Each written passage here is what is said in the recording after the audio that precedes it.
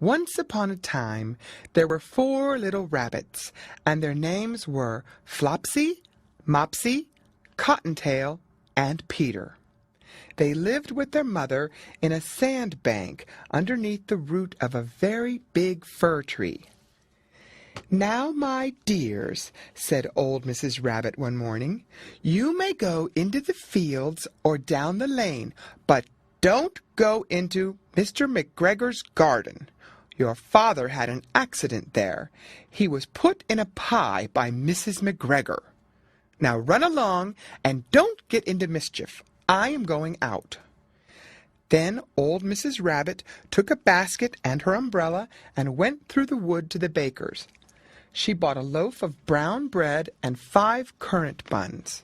Flopsy, Mopsy, and Cottontail, who were good little bunnies, went down the lane to gather blackberries. But Peter, who was very naughty, ran straight away to Mr. McGregor's garden and squeezed under the gate. First he ate some lettuces and some French beans, and then he ate some radishes. And then, feeling rather sick, he went to look for some parsley. But round the end of a cucumber frame, whom should he meet but Mr. McGregor? Mr. McGregor was on his hands and knees planting out young cabbages, but he jumped up and ran after Peter, waving a rake and calling out, "Stop, thief!" Peter was most dreadfully frightened. He rushed all over the garden, for he had forgotten the way back to the gate. He lost one of his shoes among the cabbages, and the other shoe amongst the potatoes. After losing them, he ran on 4 legs and went faster, so that I think he might have gotten away altogether if he had not unfortunately run into a gooseberry net and got caught by the large buttons on his jacket. It was a blue jacket with brass buttons, quite new. Peter gave himself up for lost and shed big tears, but his sobs were overheard by some friendly sparrows, who flew to him in great excitement and implored him to exert himself. Mr. McGregor came up with a sieve, which he intended to pop upon the top of Peter, but Peter wriggled out just in time, leaving his jacket behind him, and rushed into the tool shed and jumped into a can. It would have been a beautiful thing to hide in if it had not had so much water in it. But Mr. McGregor was quite sure that Peter was somewhere in the tool shed, perhaps hidden underneath a flower pot. He began to turn them over carefully, looking under each. Presently Peter sneezed. "Achoo!" Mr. McGregor was after him in no time, and tried to put his foot upon Peter, who jumped out of a window, upsetting 3 plants.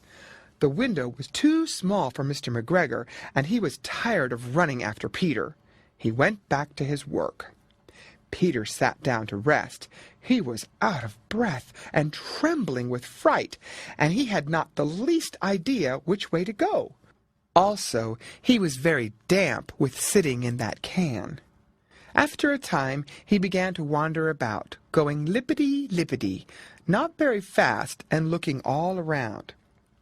He found a door in a wall, but it was locked, and there was no room for a fat little rabbit to squeeze underneath. An old mouse was running in and out over the stone doorstep, carrying peas and beans to her family in the wood.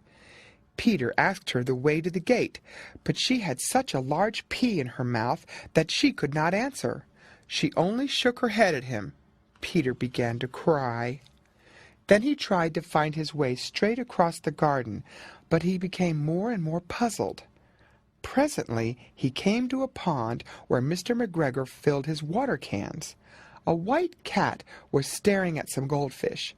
She sat very, very still, but now and then the tip of her tail twitched as if it were alive. Peter thought it best to go away without speaking to her. He has heard about cats from his cousin, little Benjamin Bunny. He went back towards the tool shed, but suddenly, quite close to him, he heard the noise of a hoe.